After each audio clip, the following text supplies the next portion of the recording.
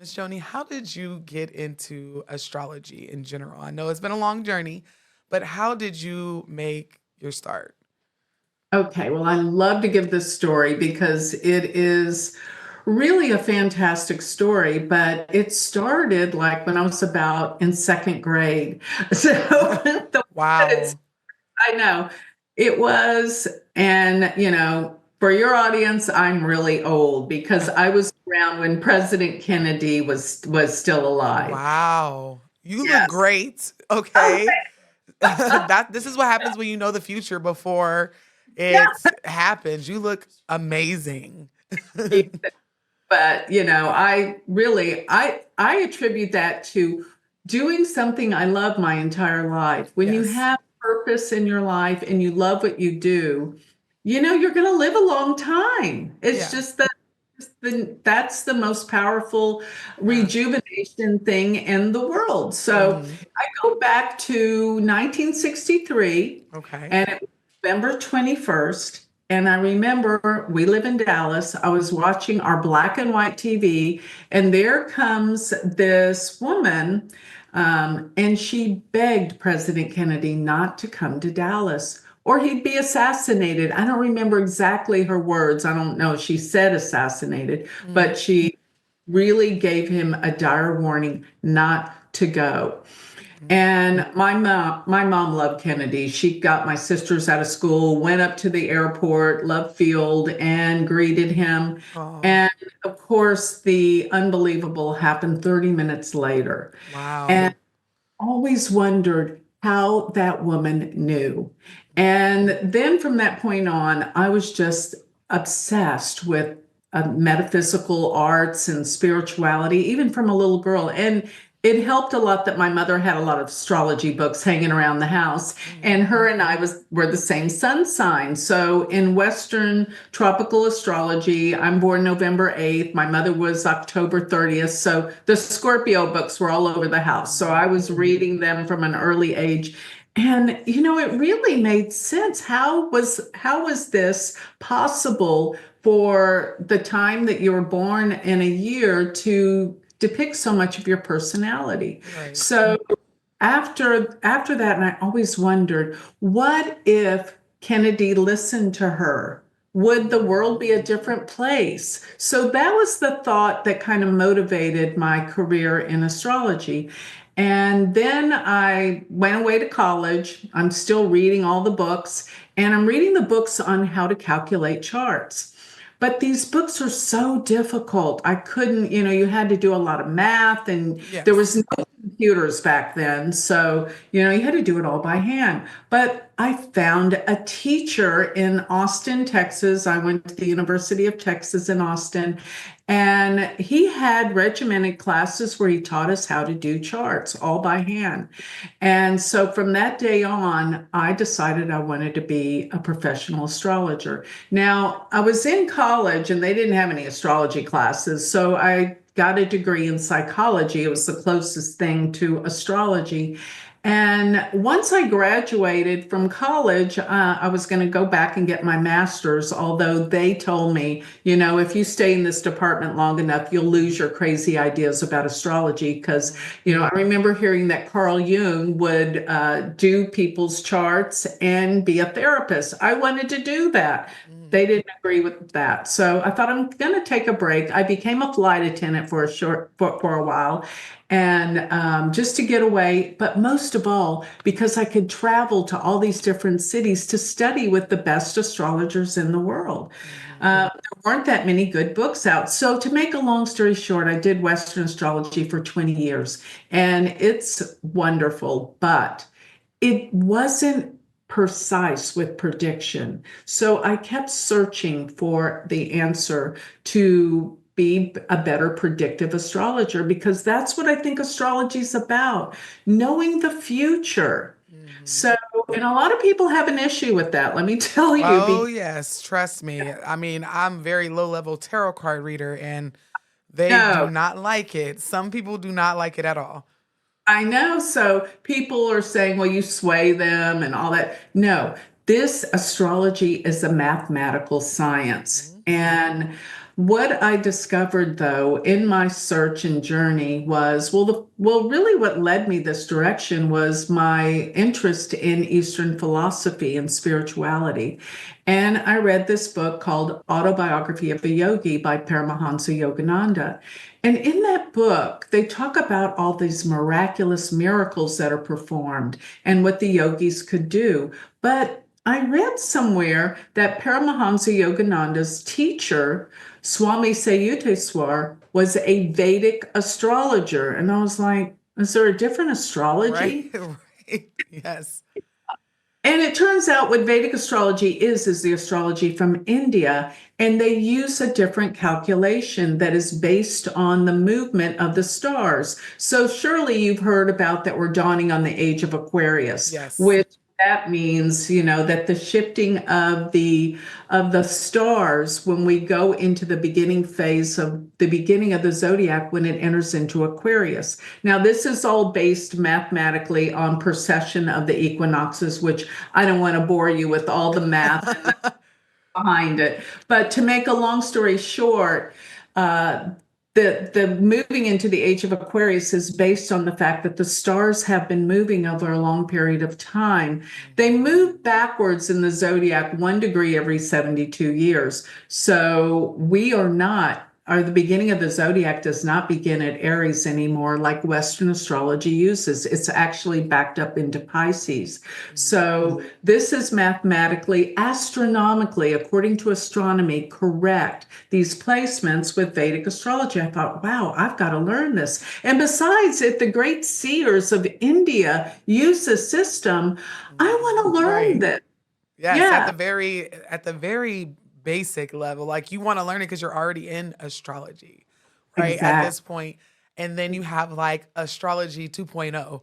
Um, why not? And it shouldn't have, or I would think that it wouldn't be as hard to learn Vedic just because you already knew the Western part of it, the regular astrology that we all hear about. You're so right. But I will say this, it is so hard for a Western astrologer to reorient their way of thinking. Hmm. And I would go to these big conferences, Western astrology conferences, and I would teach Vedic. And they go, yeah, but in my Western chart, I'm this. So they kind of like either try to put Western astrology into Vedic or argue with me about the concepts. How could they work? Because it's not this way in Right. Western. They're two different systems. And sometimes when I get these Western astrologers in my courses and in my classes, they kind of argue Hmm. about how can it be? I'm like, stop it. Just Hmm. learn this system. It's different, I know, but don't try to put Western astrology into Vedic or Vedic astrology into Western astrology, Hmm. which I did that for years too in the very beginning. Because I was like, yeah, but how can it be this if it's that? Anyway, my point is, this system has amazed me with its accuracy in prediction when you really learn what it's totally about. It and way back after 9/11, I wondered what caused that event astrologically. So what we do as astrologers, we take your birthday, year, and time and place of birth, and we construct a horoscope. And the horoscope has where all the planets were at that time and place of your birth. And what essentially we do with the Vedic system, it is there's something called the dashas. I can see the whole overlay of your life when things are meant to happen. Hmm. But then we look at where the planets are moving in the heavens right now, and we plug them into your birth chart as they move through your chart. This is how we make your predictions. But my whole point with this is that when we make predictions for the world predictions, which is actually called mundane astrology, it's not as easy because you don't have a birth Well, I chart was where gonna the say, there's no yeah, birthday, there's no birth time.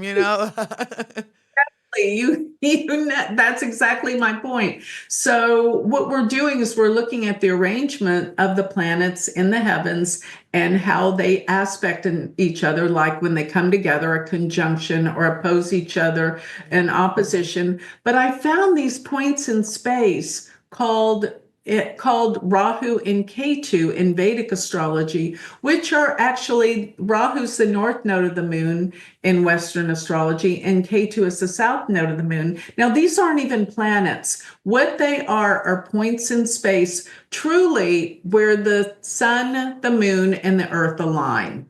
And when the sun and the moon, the earth align, we have eclipses. So eclipses are these big turning points in world prediction that predict major events. The ancients used them so much in prediction. So what causes eclipses is where I say it's the sun, the moon, the earth that come together, but it's this point in space where the moon actually crosses the ecliptic. And what the ecliptic essentially is, now we're talking about geocentric, which means earth-based. So from the earth, it's where the path of the sun goes around the earth. Now, I know we go around the sun, but from our vantage point, the ecliptic. So where the moon hits that ecliptic going upward is Rahu, or the north node. And where it hits exactly opposite going downward is Ketu, or the south node of the moon. And these points in space actually represent your destiny, where you're going in life. And they are the causes of eclipses, because when Rahu and Ketu come together with the sun and the moon, we have an eclipse. And eclipses happen, they're not rare. They happen twice a year, 6 months apart, when that axes of the poles of Rahu and Ketu come together with the sun, the moon, and the earth. So to make this easier for you to understand, around 9/11, when that horrible event happened, September 11th, I was really analyzing in the sky what caused that. And so I started looking at the eclipses and where Rahu and Ketu were. And I found that Rahu in Gemini and Ketu in Sagittarius was very significant. And these nodal axes, for them to go through all 12 signs of the zodiac, takes 18 and a half years. So they stay in one sign for 18 months, which is a year and a half. But to go through, so they stay in a sign for a year and a half, but to go through all 12 All of them signs is 18. is 18 and a half years. So I started recognizing that when they were in, Rahu was in Gemini and Ketu was in Sagittarius, this catastrophic event happened. So I went back to the last time before that, 18 and a half years prior to that, and that was 1982. And I was like, no catastrophic event really happened. And then it dawned on me that was the time of the AIDS virus. And that's killed so many people for so long. That was devastating. And back in 82, you don't remember, but my God, you weren't even born. Yeah. But I wasn't yeah, even thought of. I happened a little later in the 90s or the early 90s, that's the 91 babies. But right. But so is it safe to say that after eclipses things get a little bit yeah, chaotic they for do. yeah, because I They noticed a lot of the things that we discuss, like on my channel, it has something to do with events that are after an eclipse, and everybody in the comments is like, it's because of the eclipse. And That's right. we all just say it, and I think now it comes as like a passing joke, like, oh, the eclipse is coming, it's going to be crazy afterwards, but it's really down to a science of Yes. where the planets are, and this is why chaos. So before 1982, what was it? 18 prior, 18 years prior. 1963. Oh, the assassination.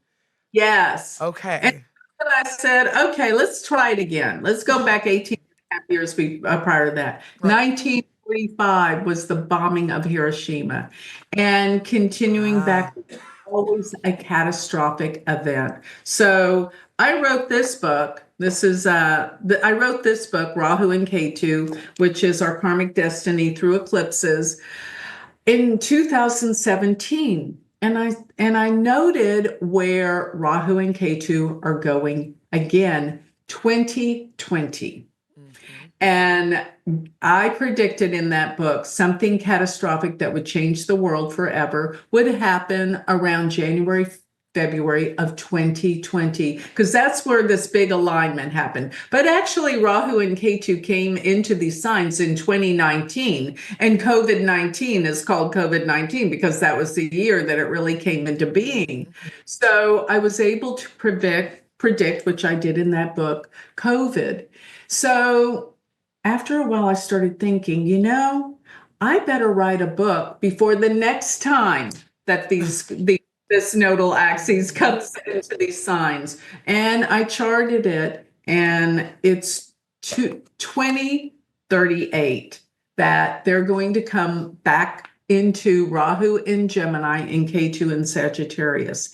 And there's other things that I use in prediction. It's not just that, because the outer planets, the three outer planets, rule the collective unconsciousness of the world and therefore make major predictions of when things happen in this world.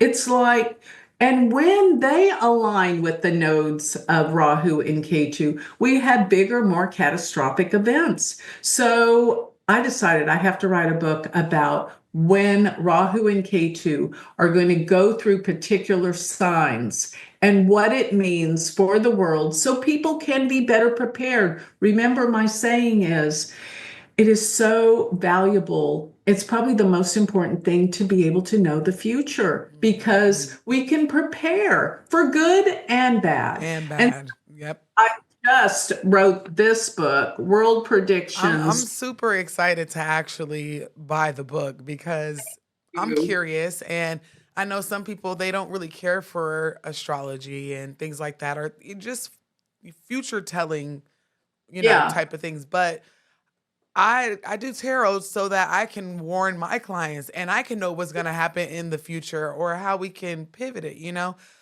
So I'm actually really, really excited to get the book.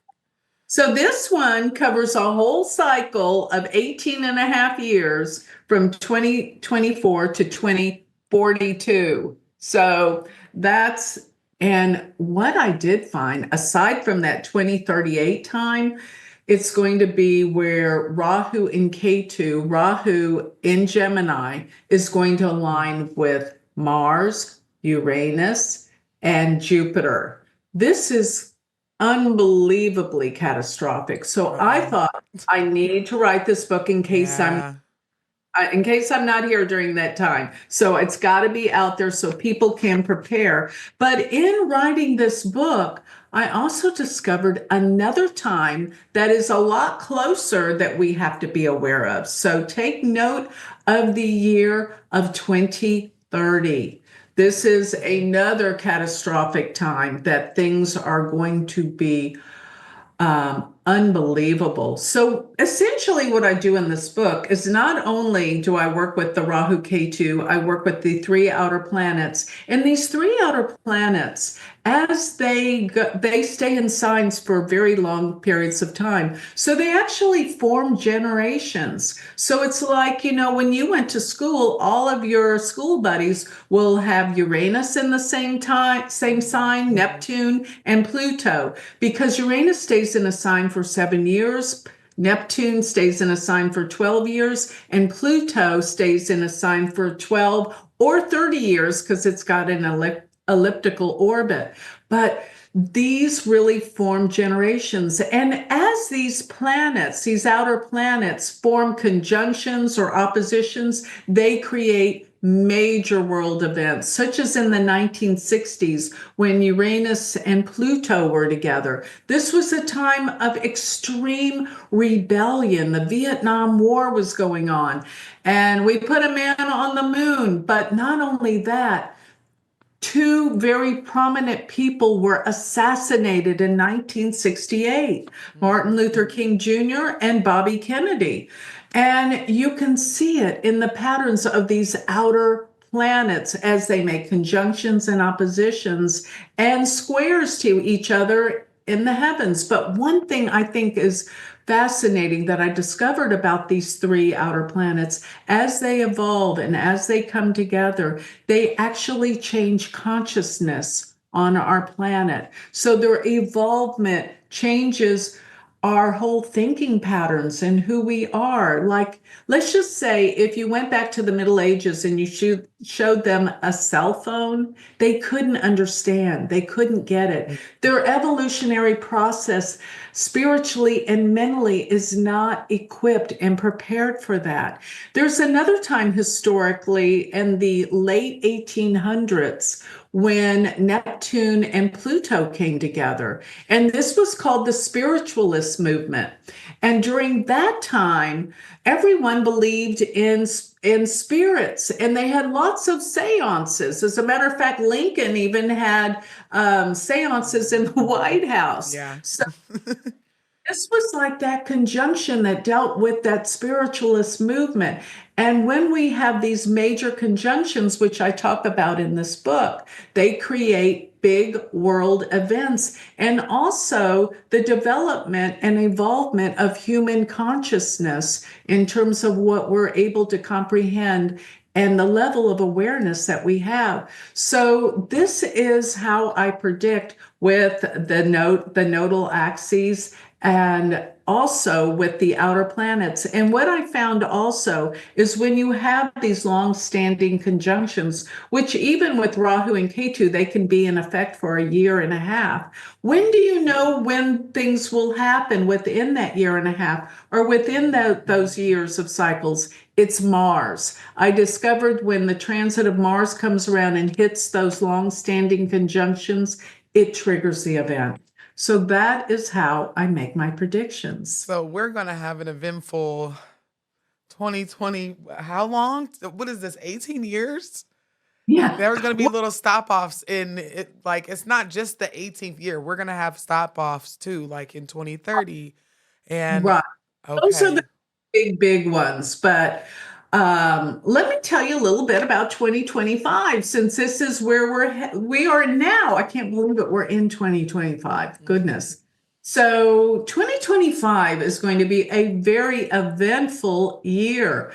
It's a year of bringing things to completion, endings of a lot of things that definitely needed to end. So this is a good thing. Now, it is still, we're in a birthing process. Things are coming to the surface, things are coming to a head. And yes, we're going to still have a lot of explosive events. As I was saying, we can predict the future. So I thought it would be a lot of fun to look at your chart. So what we can do here is I'm going to share my screen and I'm going to show your chart. And this is actually what I do when I do readings for people. So let me share my screen.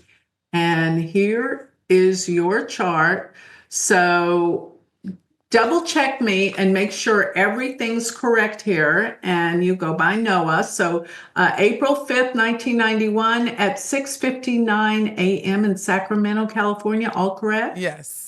Beautiful. So what I have here is the South Indian style chart, and it looks different than the circular charts, but it's just the way that we set it's our format, in other words. So looking at this chart, of course, everything falls back in the zodiac about 24 degrees because of the precessional cycle. So you're going to find that your signs and everything will change, the degrees. So your ascendant in this chart sits in Aries, and Aries is the sign of new beginnings and new starts. You are a pioneer in everything that you do. And looking at this, you have Venus here in the first house. And here is the houses are numbered here. Everything in this chart moves clockwise. So you've got Venus in the first house. You are really in tune with beauty and creativity with that Venus being there. Now, with your ascendant, now here's something that's part of Vedic astrology. These are called the nakshatras. There are 27 of them.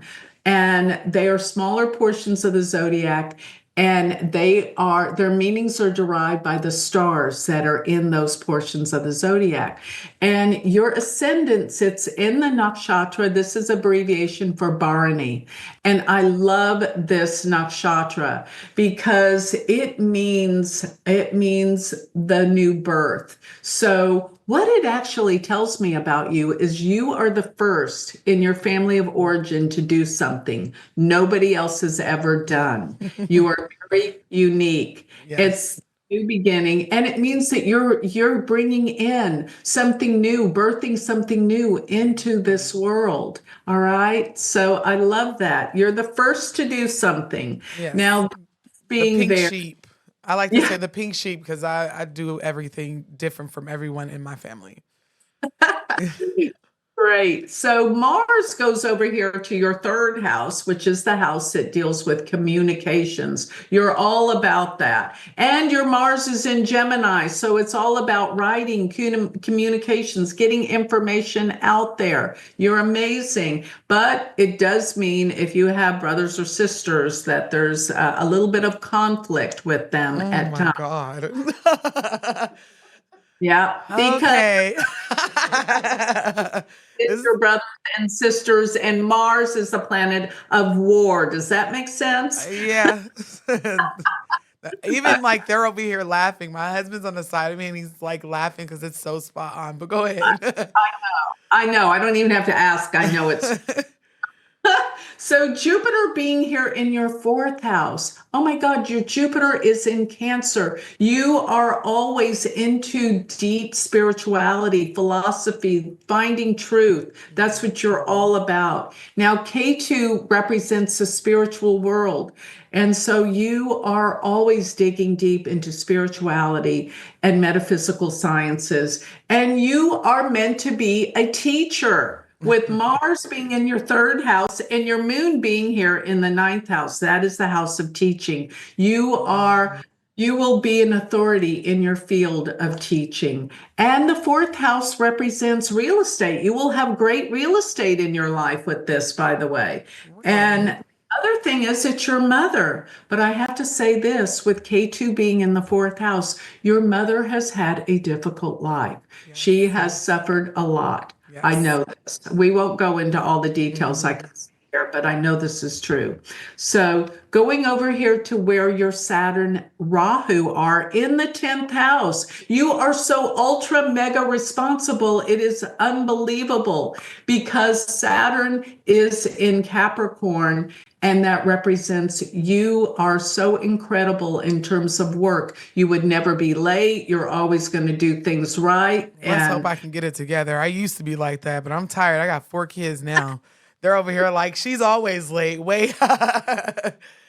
well, you do everything in your power to do things right. That's Yeah, for sure. for And, sure.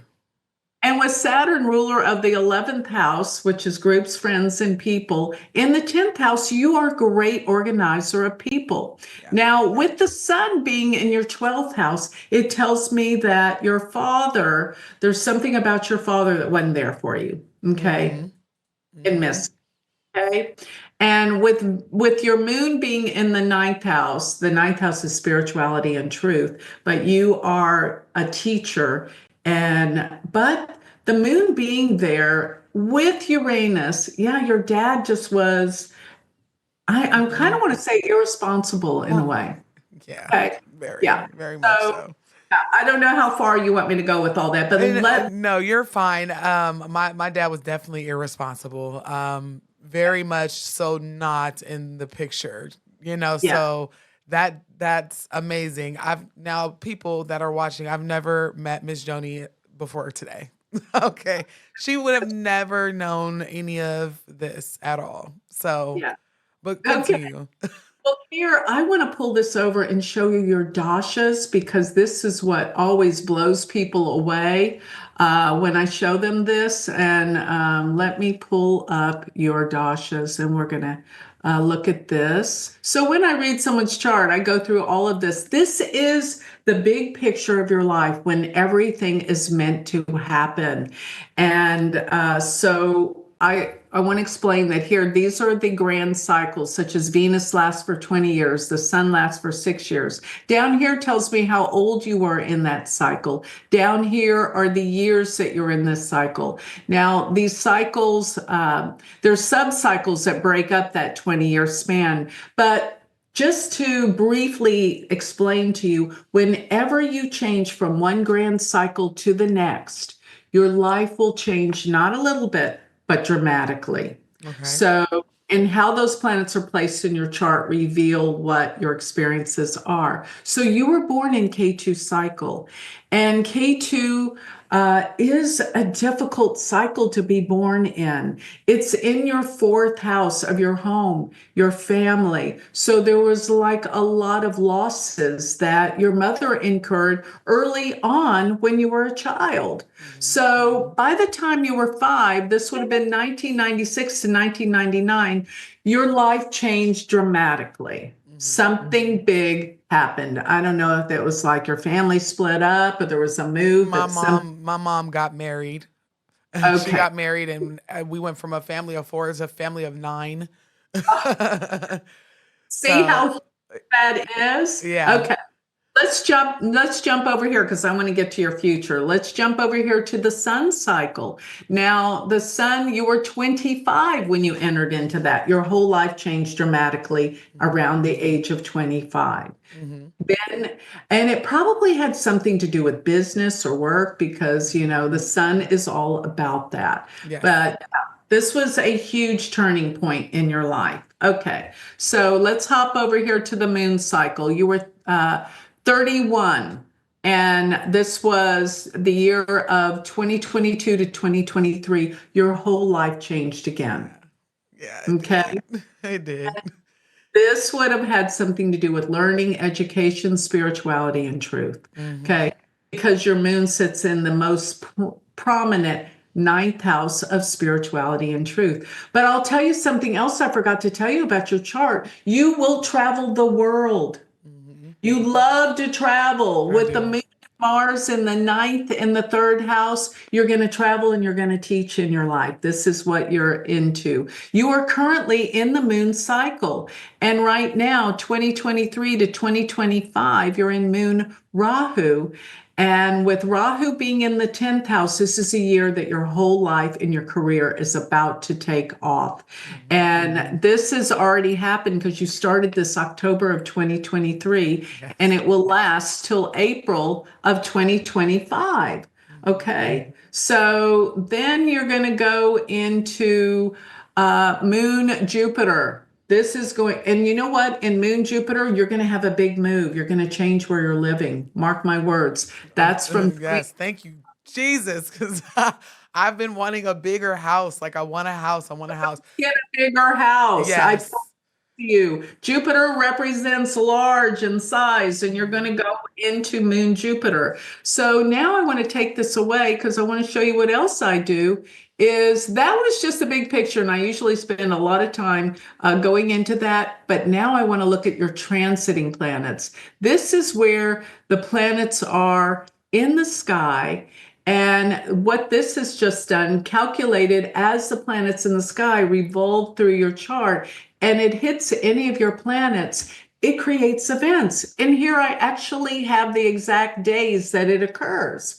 So looking at this, and over here is where the planets actually sit in the sky today. So Saturn's in Aquarius. So plug it in here. Saturn's in your 11th house. You've been changing a lot of your friendships. A lot of old friends have been going by the wayside, people you don't resonate with anymore. And now it clears the air for new friendships. But right now, you really haven't had time for your friends and you don't resonate with them anymore anyway. So March 9th, you might have a falling out with a friend or sorts. So because Saturn will be fully aspecting your Venus. So be aware of that. hmm And then April 20th, when Saturn aspects your moon, Saturn's going to go into Pisces. And by the way, there's going to be a stellium of planets in March and April in Pisces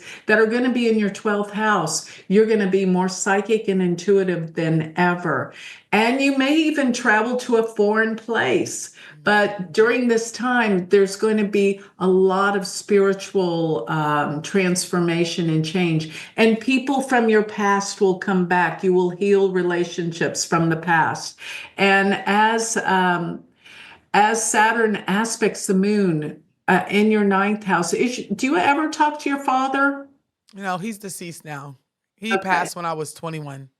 Okay. Yeah, I was going to say, but I will say this, you will probably get some kind of connection or memory of your father around this time of April 30th. Okay. Okay. There's something for you to heal and let go of Mhm. concerning him.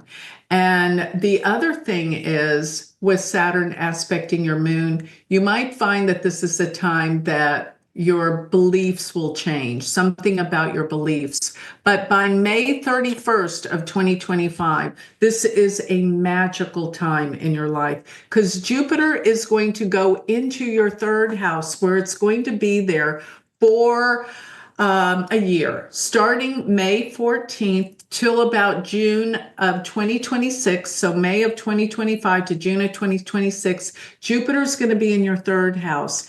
And that means you're going to be learning new things. You're going to be traveling extensively, and you're probably going to get into some alignment of teaching. And you may have a healing with one of the siblings that you've been having issues with, especially when Jupiter comes over your Mars in June. So I'm looking at the end of May and June. Something wonderful is about to happen, and there will be a trip. And this might even be the time that you move. Mhm. This might be the time that you That's find when we're that. looking. That's when we're looking at is the end of May when the kids are out so they can start fresh, um, as It's well good. as trying to travel. Yes, yes, it's Excuse me. going to happen. It's going to be amazing. And then moving down here till October of 2025, you will be in your new house. It's going to be amazing. And your whole life is about to change. Your spirituality and your truth is going to come forth. And you have got an incredible career being a spiritual leader in this world. I'm telling you, this is your time to make it in the world. And into 2026, I see an amazing year for you in your new house with the family all coming together. And there's also going to be a healing, or you're going to be helping in some way your mother. Okay. Okay. Okay. So this is what I see. Yeah, there's something about you helping and healing with your mother. So tell me what questions you have from all of this. I don't even know where to this has been amazing. Um Everything that you said was just so on point. It's things like I said, my husband is here and he almost fell out of his chair. Some of the dates were so precise when we wanted to move, like at the end of May, early June. Um, my siblings, it's a little it's a lot with them. No one knows that. I don't even know if my people here know that.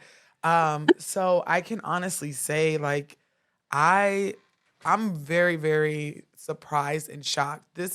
And I like that it's not just on intuition. These are like planets, alignments. Are people able to book readings with you? Yes. But I have to say this, I'm booked way out. It's a good problem to have. Yes. But what I did was I devised something called the Galactic Planner. So people that couldn't get in for readings would know where all the planets are in their chart so that they could Yes. live by, following in accordance to the planetary energies. I always say there's a better time to do things. There just is, like Mhm. what you crops in the winter, or would you do it in the spring, or would you try to go out and enjoy sunshine in the middle of winter? No, you do it in the summer. So there's a better time to do things. So my point is to you is this galactic planner that my son and I devised because I've been making predictions for him for so long. He goes, Mom, he used to put them in his phone, Mhm. and and I predicted when he was going to meet his wife, and they fell in love immediately. And he had it all in his phone. And believe it or not, I'm surprised she didn't run away. But the time that he met her, he says, My mom's an astrologer, and she told showed him. He was so smitten. He just had to let her know. Yeah. And so they did end up getting married, but because of that, he said, let's make this for everyone. So Yeah. what I did was I wrote thousands of translations of planets in houses, in hitting natal planets, what it would mean.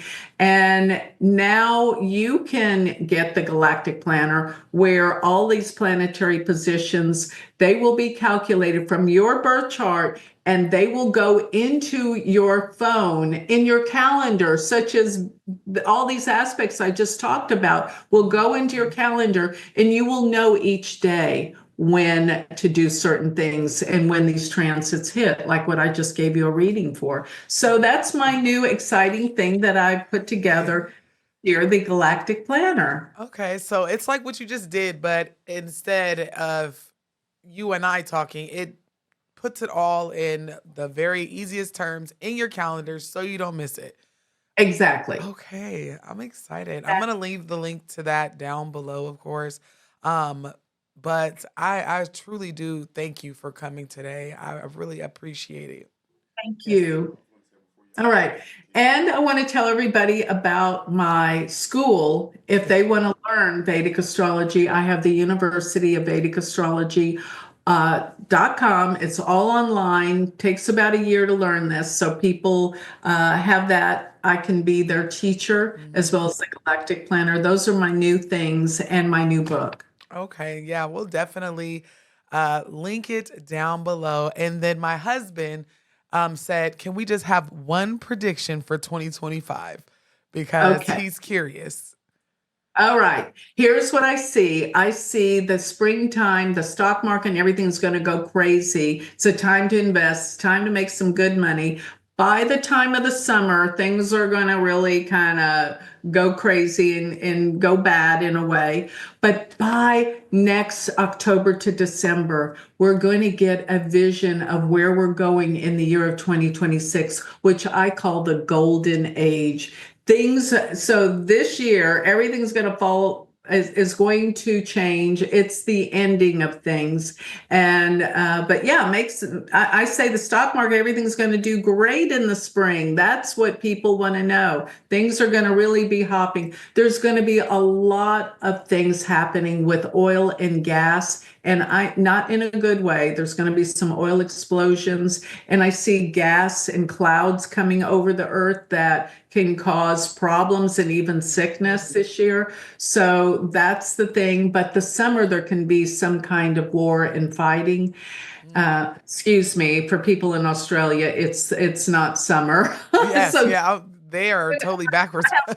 clients in Australia. Yeah. So June through August, it's a treacherous time.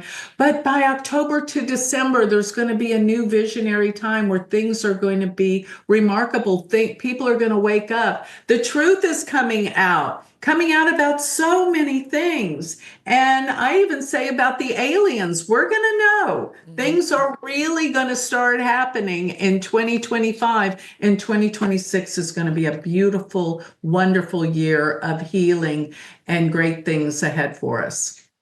Okay, well, thank you so much. I appreciate it. I thoroughly enjoyed this. Good. Again, I'm going to be putting all the links to everything that Miss Joni offers from the Galactic Planner to the university, her books on Amazon. I'm curious. I'm ready to go home and like go and look and just kind of dive in because I was listening to everything that you said earlier and it's really fascinating because this is not up for chance. Like Yeah, it's really just math. You know, yeah. it makes sense. So, thank you so much for joining us on today's episode You, and my absolutely. It's my name, and my YouTube has a lot of predictions about the future too, if they wanted Yes. to. That. Yes, Yeah. absolutely. I'll make sure I link everything down below so that they can follow you, subscribe, and get every product because I know I'm getting my Galactic Planner. I'm still I have additional questions, so I'll make sure that I'll link it all down below.